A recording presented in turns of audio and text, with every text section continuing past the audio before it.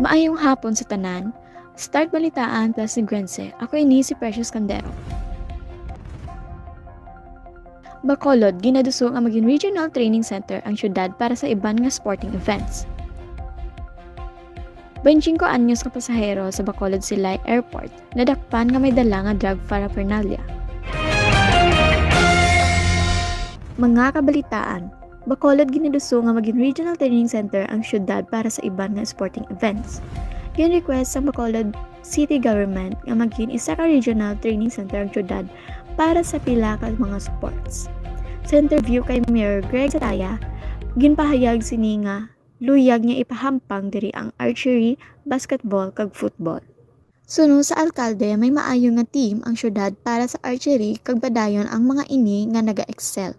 Players nga nagikan sa Bacolod man ang nagarepresent sa Negros Island Region or NIR sa baseball sa diin pasado man sa assessment sang Philippine Sports Commission or PSC ang baseball field sa Paglaom Elementary kag High School.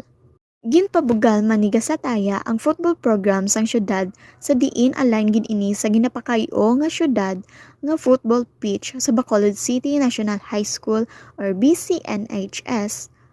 Kun diin matigayon ginpahayag ni Mayor Greg nga ang national government pinaagi sa PSC ang maga-provide sang trainings, coaches, kag iban pa nga technical support. Dako man ang pagsalig sini nga mag-provide ang ini nga request.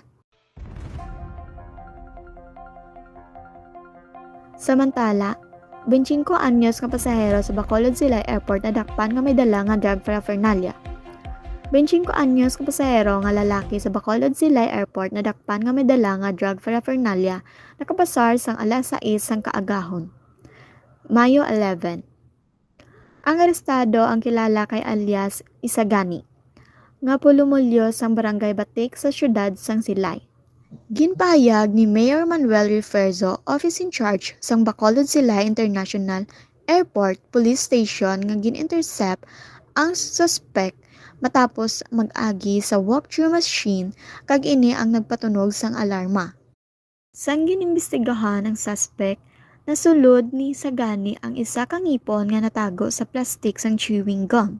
Ginpahibalo na si Sagani nga mapakadulong Japon sa Manila na kuntanim agod makabalik sa trabaho bilang isa ka construction worker.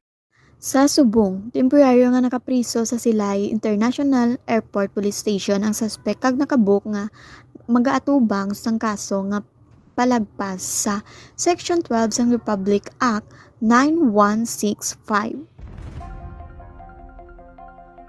Kag nakita mo ang balita nga lawas sa kamatuoran. Pata sa balita sang paaralan. Para sa iban pa nga mga balita sa probinsya, bisitaha ang Balitaan plus regional YouTube kag Facebook page. Ini si Precious Candero naga-report para sa Balitaan plus madamo gid nga salamat kag mabuhay Pilipinas.